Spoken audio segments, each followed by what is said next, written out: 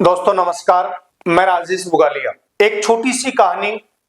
एक लड़का एक गांव के अंदर कोई भी काम करता और वह असफल हो जाता, और वह लड़का इतनी बार असफल हो गया कि उसे अब कुछ करने का भी उसका मन नहीं कर रहा था। तो वह लड़का एक संत के पास गया और संत को जाकर कहा कि गुरुवर, मैं जो भी काम करता हूं उसी काम में असफल हो जाता हूं।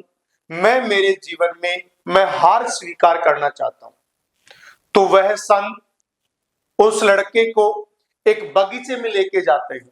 बगीचे के अंदर उसे एक गाजर, एक अंडा और कुछ कॉफी के बीन्स उसे देते हैं और उसे 3 अलग अलग बर्तनों के अंदर उसे उबालने के लिए कहते हैं। कुछ समय उबलने के बाद में अब उसे उसका रिजल्ट पूछता है संत।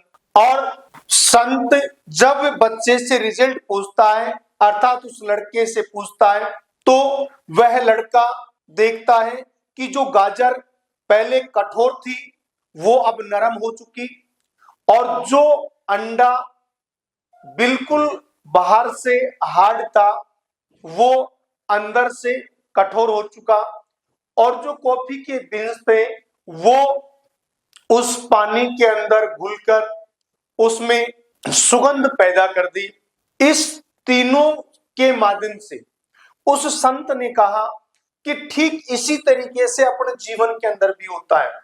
कुछ लोग इस गाजर की तरह पहले कठोर होते हैं, लेकिन बाद में प्रतिकूल परिस्थितियों के साथ में वो बिल्कुल नरम हो जाते हैं। और कुछ इस अंडे की तरह बाहर से वैसे के वैसे ही होते हैं, लेकिन वो अंदर से कठोर हो जाते हैं।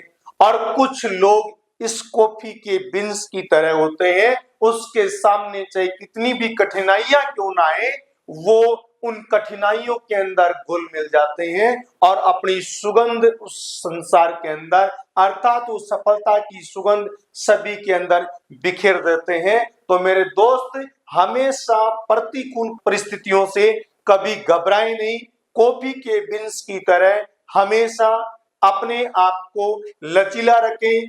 परिस्थितियां हर किसी के साथ में आती हैं। जो आदमी अपनी परिस्थितियों के साथ लड़ना सीख लेता है वो 100% सफल होता है।